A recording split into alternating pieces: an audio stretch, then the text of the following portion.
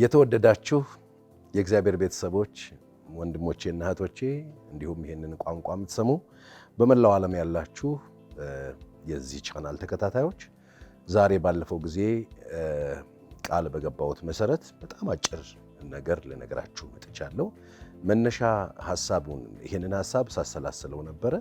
መነሻ ሐሳቡን ያገኘሁት መጽሐፍ ቅዱስ ከዘዳግም ምዕራፍ 32 ቁጥር 36 ላይ ያለች የእግዚአብሔርን ቃል አነብላችኋለሁ። እንደዚህ ይላል፣ ኃይላቸው እንደደከመ የተዘጋ የተለቀቀ ነገር እንደሌለ ባየ ጊዜ እግዚአብሔር ለሕዝቡ ይፈርዳል፣ ስለ ባሪያዎቹ ያዝናል ነው የሚለው እና እግዚአብሔር በጣም የሚያዝን አምላክ ነው። የተዘጋ የተለቀቀ ነገር እንደሌለ ባየ ጊዜ ሰዎች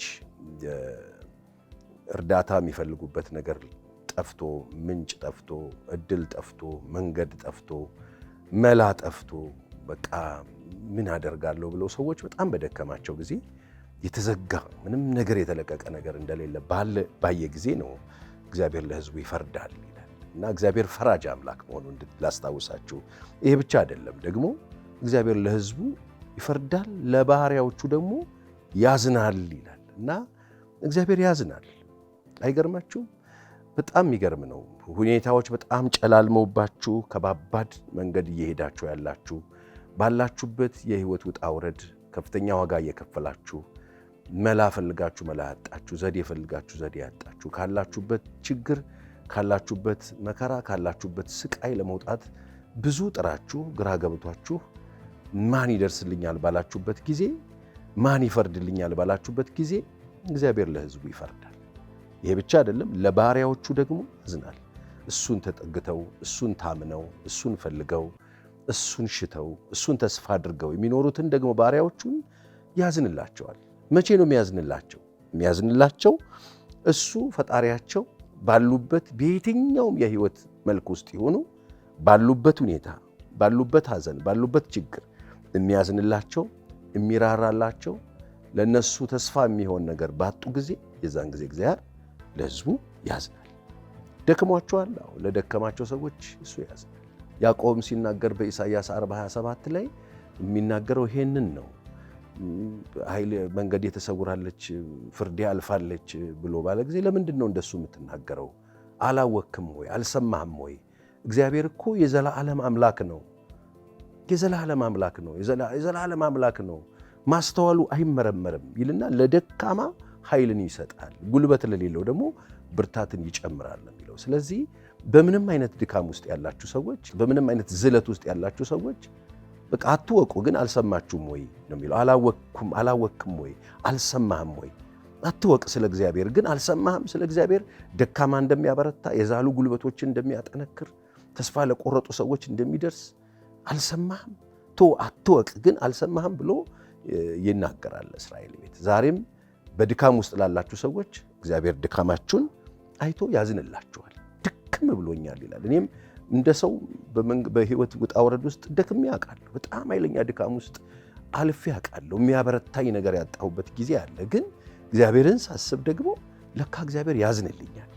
ወገኖቼ፣ የእናንተ ድካም ማንንም የማያሳዝን ሊሆን ይችላል።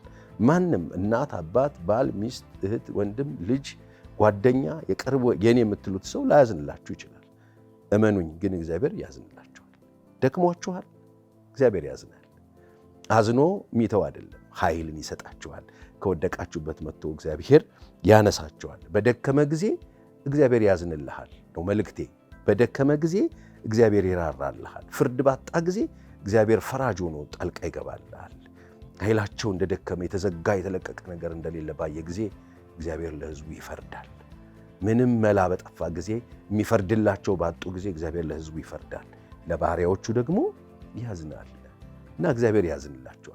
የሚያዝንላችሁ አታችሁ እያለቀሳችሁ ያላችሁ ሰዎች አላችሁ። ደክሟችሁ፣ ግራ ገብቷችሁ፣ ተስፋ ቆርጣችሁ የከፋችሁ ሰዎች አላችሁ።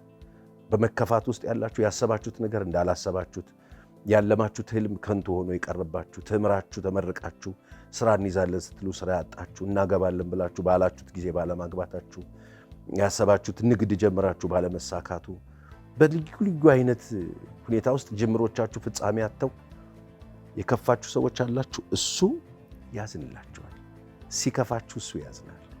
ዛሬ የከፋችሁ ሰዎች አላችሁ። በወላጆቻችሁን አጣችሁ፣ እህት ወንድሞቻችሁን አጣችሁ፣ የኔ የምትሉትን ነገር ያጣችሁ፣ መከፋት ውስጥ ያላችሁ፣ የተከፉ ሰዎችን የሚያጽናና አምላክ ነው። ለከፋቸው ሰዎች እሱ ያዝናል። ማንም ላያዝንላችሁ ይችላል። የታባቱ የታባቷ ሰው ሊል ይችላል፣ ግን እሱ ያዝንላችኋል። እሱ ለተከፉ ሰዎች ያዝናል። ለተከፉ ሰዎች እሱ ያዝናል። ተርባችኋል። የራባችሁ ሰዎች አላችሁ። የራባችሁ ምግብ የራባችሁ የምታስቡት ነገር የሆነ ነገር በረሃብ በጥማት ውስጥ ያላችሁ ሰዎች አላችሁ። እሱ ያዝናል። አይገርምም? መጽሐፍ ቅዱስ ላይ እንደሱ ነው የሚለው። ታስታውሳላችሁ። 3 ቀን ሂዱና የሚበሉትን ነገር ስጧቸው፣ 3 ቀን ከኔ ጋር ተጉዘዋል ብሎ ደቀ መዛሙርቱን ነገራቸው። እኔ 3 ቀን ከኔ ጋር ነበሩ፣ እኔ አዝንላቸዋለሁ አለ። ወገኖቼ ሲርባችሁ የሚያዝን አምላክ አለ። ሲርባችሁ የሚያዝን መንግስት፣ ሲርባችሁ የሚያዝን ቤተሰብ፣ ሲርባችሁ የሚያዝን ወዳጅ፣ ሲርባችሁ ለእናንተ ግድ የሚለው ሰው አታችሁ ሊሆን ይችላል። ሲርባችሁ ተስፋ ቆርጣችሁ፣ ሲርባችሁ ግራ ገብቷችሁ፣ የምታረጉት ነገር ጠፍቷችሁ፣ ጨንቋችሁ ቀለኔ የሚያስብ የለም ብላችሁ ሊሆን ይችላል። እኔ እመኑኝ፣ ለተራቡ ሰዎች የሚያዝን አምላክ አለ። አሁንም ያላችሁበት ሁኔታ ውስጥ እሱ ያዝንላቸዋል። ሰው ሁሉ ጨክኖብኛል፣ ሰው ሁሉ ፊቱን አዙሮብኛል፣ ሰው ሁሉ ለእኔ ምንም አይመስለውም፣ የኔ መኖር ምንም የሚታወቅ አይደለም፣ ማንም አያዝንልኝ የምትሉ ሰዎች አላችሁ። እሱ ያዝንላቸዋል። የ3 ቀን ጉዞ ከኔ ጋር አድርገዋል፣ አዝናለሁ። በፍጹም አንድ ቀን ከሄዱብኝ ይወድቁብኛል። የሚያዝን አምላክ ነው ያላችሁ። የሚያዝን ሰዎች፣ የሚጨክኑ ሰዎች በዙሪያችሁ ሲኖሩ አምላክን አውርዳችሁት ሰው ውስጥ አትክተቱ። ሰው አይደለም፣ እንደ ሰው አይደለም እሱ። የሰው ልብ እጅግ ክፉ ነው ይላል መጽሐፍ። እግዚአብሔር ግን ሩሩ። መጽሐፍ ሲናገር እግዚአብሔር መልካም ነው፣ መልካም ነው፣ በመከራ ቀን መሸሸጊያ ነው ይላል። መከራ ውስጥ ያላችሁ ሰዎች አላችሁ። የማታውቁት መከራ ውስጥ፣ ያላለማችሁት መከራ ውስጥ፣ ያልጠበቃችሁት መከራ ውስጥ የገባችሁ፣ እንደ ዮሴፍ ያልጠበቃችሁት ጉድጓድ የተጣላችሁ፣ ያልተጠበቃችሁት ክስ የደረሰባችሁ፣ ያልጠበቃችሁት መከራና ጭንቀት የወረደባችሁ፣ በድንገት ሳታውቁ መከራ በሕይወታችሁ ውስጥ የመጣባችሁ ሰዎች አላችሁ። የተጨነቃችሁ፣ እንደ ኢዮብ ግራ የገባችሁ፣ በስርዓትና በንጽህና እየሄዳችሁ አደገኛ ኪሳራና መከራ ውስጥ የገባችሁ ሰዎች አላችሁ። የተጨነቃችሁ፣ ተስፋ የቆረጣችሁ፣ ግራ የገባችሁ፣ በመከራ ውስጥ ያላችሁ እሱ መልካም ነው። እሱ መሸሸጊያ ይሆንላችኋል። በመከራ ውስጥ ላሉ ሰዎች እሱ ያዝናል። መከራ ውስጥ ለገባ ሰው የራሱ ጉዳይ፣ የራሷ ጉዳይ፣ ዋጋውን አገኘች፣ ዋጋውን አገኘ ሰው ሊል ይችላል። እግዚአብሔር ግን ያዝናል። ሰዎች መከራ ውስጥ ሲወድቁ፣ በመከራ ውስጥ ሲያልፉ ያዝናል እግዚአብሔር። ስለዚህ መከራ ውስጥ ያላችሁ ሰዎች፣ ከፋት ውስጥ ያላችሁ ሰዎች፣ በልዩ ልዩ ጭንቀት ውስጥ እያለፋችሁ ያላችሁ ሰዎች እርሱ ያዝንላችኋል። እርሱ ያዝንላችኋል። ይሄን ልነግራችሁ ነው የመጣሁት። ጌታ ያዝንላችኋል። መከራ ውስጥ ላላችሁ እሱ ያዝናል። ሐዘን ውስጥ ላላችሁ እሱ ያዝናል። ኪሳራ ውስጥ ላላችሁ እሱ ያዝናል። የገዛዬን የምትሏቸው ሰዎች ጨክነውባችሁ ሊሆን ይችላል። የሚራራልኝ የለም ብላችሁ ዙሪያ ገባችሁ ስትመለከቱ ምንም ለእናንተ የሚያዝን ራህ የሚያሳይ ሰው አታችሁ ተስፋ ቆርጣችሁ ሊሆን ይችላል። ግን የፈጠራችሁ እርሱ ያዝንላችኋል። ማንም በእናንተ ላይ ወድቀዋል ብሎ ክፉ እንዲያደርግባችሁ የማይፈቅድ ያላችሁበት ሁኔታ ውስጥ እሱም አብሯችሁ ያለ፣ የምትሰሙትን የሚሰማ፣ የምታዩትን የሚያይ፣ ስትጨነቁ፣ ግራ ስትጋቡ፣ ባላችሁበት ስቃይና ሐዘን ለቅሶ ውስጥ፣ ባልምታልፉበት መከራ ውስጥ የምታሳልፏትን እያንዳንዷን መከራ፣ እያንዳንዷን ስቃይ፣ እያንዳንዷን ጭንቀት፣ እያንዳንዷን የእንባችሁን ጠብታ ማየት የሚችል እርሱ ያዝንላችኋል። የሚያዝን አምላክ አላችሁ። ኃይላቸው እንደደከመ የተዘጋ የተለቀቀ ነገር እንደሌለ ባየ ጊዜ እግዚአብሔር ለሕዝቡ ይፈርዳል። እግዚአብሔር ለባሪያዎቹ ደግሞ ያዝንላቸዋል። ስለዚህ እግዚአብሔር የሚያዝንላችሁ አምላክ አለ። ዛሬ መልእክቴ ይሄ ነው። የሚያዝንላችሁ አለ። ተከፍታችኋል፣ ያዝንላችኋል። ግራ ገብቷችኋል፣ ያዝንላችኋል። ተጨንቃችኋል፣ ያዝንላችኋል። ግራ እየገባችሁ እየተጨነቃችሁ እየታመማችሁ ነው።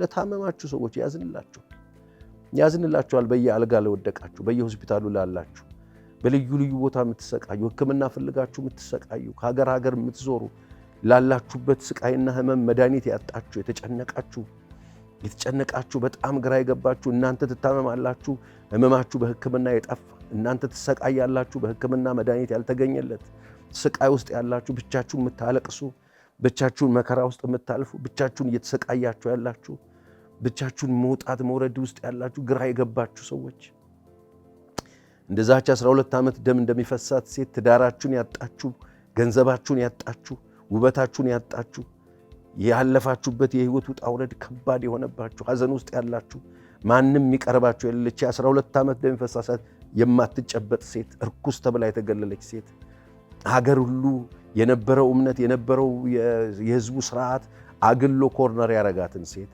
እሱ ግን ያዝናል። ልጄ ሆይ በሰላም ሂጂ የሚል እምነትሽ አድኖሻል የሚል አዛኝና ሩሩህ አምላክ አለ። በምንም አይነት ህመም ውስጥ ሆኖ እሱ ያዝንላችኋል። እሱ መልካም አምላክ ነው። በመከራችሁ ጊዜ መሸሸጊያችሁ ነው። ስለዚህ ጉለት ውስጥ አላችሁ፣ የሆነ ማጣት ውስጥ የገባችሁ ሰዎች አላችሁ፣ እሱ ያዝንላችኋል። የታባቱና የታባቷ ብለዋችሁ ሊሆን ይችላል ሰዎች፣ እሱ ግን ያዝንላችኋል። ስትወድቁ ያዝንላችኋል። የወደቃችሁ ሰዎች አላችሁ፣ ፈተና የወደቃችሁ ሰዎች፣ በኃጢአት የወደቃችሁ ሰዎች፣ ከክብር የወደቃችሁ ሰዎች፣ ከነበራችሁ ስፍራ የወደቃችሁ ሰዎች፣ ኢኮኖሚካሊ የወደቃችሁ ሰዎች፣ ከነበራችሁ ቦታ በጣም የወረዳችሁ ሰዎች አላችሁ። እንደዚህ አይነት ሰዎች አሁን በልዩ ልዩ ሀገርና በልዩ ልዩ ቦታ ቁጭ ብላችሁ የምትሰሙ ለወደቁ ሰዎች ያዝናል። በኃጢአት ብትወድቁ ያዝናል። ምናልባት በኃጢአት ሰው ሲወድቅ ሀገርና ዓለም ሊፈርድባችሁ ይችላል። እኔን ጨምሮ የእምነት አባቶች ሊፈርዱባችሁ ይችላሉ። ሌሎች ሰዎች ሊፈርዱባችሁ ይችላሉ። በኃጢአት የወደቃችሁ የተሰበራችሁ፣ በየአልጋ ስር ቁጭ ብላችሁ የምታለቅሱ፣ በየመኝታ ቤታችሁ ዘግታችሁ የምትቃትቱ የምታለቅሱ፣ በመውደቃችሁ መቀበል ያቃታችሁ፣ ለራሳችሁ ይቅርታ ማድረግ ያቃታችሁ፣ የተጨነቃችሁ ሰዎች፣ የወደቃችሁ ሰዎች፣ በማስረጃ የተያዛችሁ ሰዎች በስልክ የሚያሳቅቋችሁ፣ የእናንተን የሆነ ነገር እንደ ኤግዚቢት ይዘው የሚያሳቅቋችሁ፣ የሚያስፈራሯችሁ ሰዎች፣ የምትጨነቁ ሰዎች፣ እጅ ከፍንጅ የተያዛችሁ ሰዎች፣ ኃጢአት ውስጥ የተዘፈቃችሁ ሰዎች፣ ለራሳችሁ ትሰጡት ከነበረው ክብር ወርዳችሁ ወድቃችሁ የማይገባ ቦታ ራሳችሁን ያያችሁና ያገኛችሁ ሰዎች አላችሁ። እግዚአብሔር ያዝንላችኋል። እሱ ያዝንላችኋል። በማስረጃች ሴት ይኸው እጅ ከፍንጅ ነው ይዘን የመጣ ነው አሉ ፈሪሳውያን መጣ። እሱ ግን አዘነላት። በቃ እኔም አልፈርድብሽም አለ። ጌታ የሚያዝን ነው ወገኖች። የሰው ሁሉ ፈርዶባችሁ፣ ባል ፈርዶባችሁ፣ ሚስት ፈርዶባችሁ፣ እናት አባት ፈርዶባችሁ፣ እህት ወንድም ፈርዶባችሁ፣ የሚያውቋችሁ ወዳጆቻችሁ ፈርዶባችሁ እንደዚህ አይደረግም ብለው በእናንተ ላይ በጣም በልዩ ልዩ መንገድ የተሳለቁ ሰዎች ያሉበት ዓለምና ሀገር ላይ እንደምትኖሩ አውቃለሁ። ግን የዛሬ ይዤላችሁ የመጣሁት ጌታ አዝንልሻለሁ፣ አዝንልሃለሁ፣ እኔ ካለህበት ነገር ውስጥ አወጣሃለሁ። ለባሪያዎቹ ያዝናል። ምሕረትን አታችሁ፣ ጭል የምትል ተስፋ አታችሁ፣ ዙሪያችሁ የጨለመባችሁ፣ የተዘጋ የተለቀቀ ነገር የሌላችሁ፣ ሁሉ ነገር ዝግትግት ያለባችሁ፣ ስራ የተዘጋባችሁ፣ ጤና የተዘጋባችሁ፣ የሰዎች ፍቅር የተዘጋጋባችሁ፣ ለሰዎች ምሕረት ያጣችሁ፣ የተጨነቃችሁ፣ የወደቃችሁ ሰዎች ጌታ ኢየሱስ ያዝንላችኋል። ስትገፉ ያዝንላችኋል። መገፋት ደርሶባችሁ ግራ የገባችሁ ሰዎች አላችሁ። ሰዎች ገፍተዋችሁ በልዩ ልዩ ኮርነር የተደረጋችሁ ሰዎች አላችሁ። እሱ ያዝንላችኋል። መገፋት ውስጥ ያላችሁ በልዩ ልዩ መንገድ የምትገፉ ሰዎች፣ መስሪያ ቤት የምትገፉ፣ በቤተሰብ የምትገፉ፣ በምትኖሩበት አካባቢ የምትገፉ፣ በእምነት ተቋማችሁ የምትገፉ፣ በታዋቂ ሰዎች የምትገፉ፣ በባለስልጣን የምትገፉ፣ ኮርነር የምትደረጉ፣ ብቻችሁ ጥግ የያዛችሁ ሰዎች አላችሁ። በልዩ ልዩ ጭንቀት ውስጥ የምታልፉ ሰዎች አላችሁ። የተገፋችሁ ሰዎች ወገኖቼ፣ መገፋት ሊፍት ነው። ገፍተው ኢየሱስ ደረት ላይ ነው የሚጥሏቸው። እሱ ለተገፉ መጠጊያ ነው። እሱ ግራ ለተጋቡት ሰላም ሰጪ ጌታ ነው። ተገፍታችኋል፣ እሱ ያዝንላችኋል። ማንም ባያዝንላችሁ። በጣም ብዙ ሰዎች ዛሬ ራሳቸውን ለማጥፋት በሶሻል ሚዲያ ላይ ይመጣሉ። ግራ የሚያጋባ ነገር ውስጥ ከማለፋቸው የተነሳ ወደዚህ ሲሄዱ ይሄም ይገፋቸዋል፣ ወደዚህ ሲሄዱ ወላጅ ይገፋቸዋል፣ ጓደኛ ይገፋቸዋል። ሀገሩ ሁሉ ገፊ የሆነባችሁ ግራ የገባችሁ ሰዎች አላችሁ። እኔን እመኑ፣ የፈጠራችሁ እዚህ አፍንጫችሁ ላይ ያለችውን እስትንፋስ የሰጣችሁ ሰው አድርጎ ያዋቀራችሁ በሕይወታችሁ ውስጥ ያለውን ሁሉንም ነገር ከእናንተ በተሻለ የሚያውቅ እሱ ያዝንላችኋል።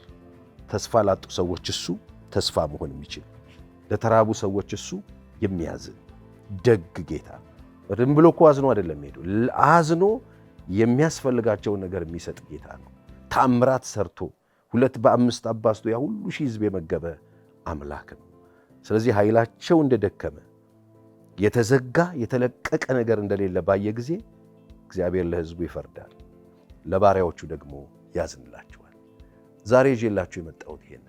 ስለዚህ በልዩ ልዩ ስፍራ ሆናችሁ ብትሰሙኝ ሁልጊዜ እንደምላችሁ በዚህ ቻናል ወይም በዚህ ፕሮግራም ላይ የተሻለ ነገር ለእናንተ የተሻለ ነገር ለምትሰሩት ስራ፣ የተሻለ ነገር መንፈሳዊ ነገራችሁ ላይ፣ የተሻለ ነገር ለትዳራችሁ፣ የተሻለ ነገር ቀሪ ዘመናችሁ ላይ እንዲገጥማችሁ የሚያስችላችሁን በጣም ውጤታማ የሚያደርጋችሁን የእግዚአብሔርን ሐሳብ ይዤላችሁ እየመጣሁ በጣም ለአጭር ደቂቃ ሐሳቤን እሰጣችኋለሁ። ይህ የእግዚአብሔር ቃል ነው። እግዚአብሔር ያዝንልኛል። ስለዚህ ሁላችሁም በዚህ አጋጣሚ ይህን መልእክት የምትሰሙ ሰዎች በሙሉ ይህን ስትጨርሱ እግዚአብሔር ለእኔ ያዝንልኛል በሉና ጨርሱ። እግዚአብሔር ያዝንልኛል። እግዚአብሔር ይባርካችሁ።